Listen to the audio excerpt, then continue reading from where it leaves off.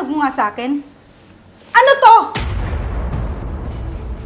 Mitch, DNA yan ni Emma.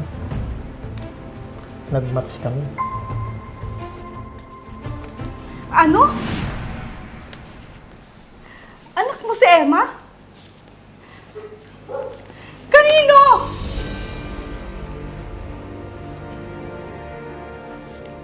Papaliwanag ako, Mitch.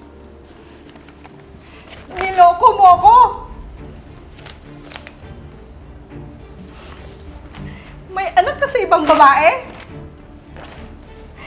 Niloko mo ako, Masong! Mitch, makinig ka.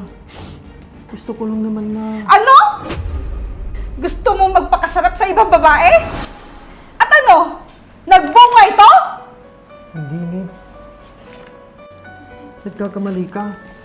Sa iniisip mo. Ano pang dapat ko isipin, Masong?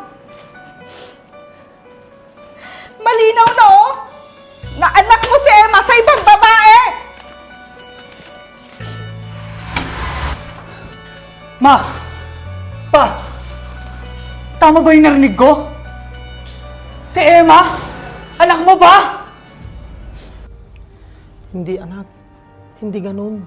Anong hindi? Huling-huli ka na. Eh, di-deny mo pa? Ibig sabihin,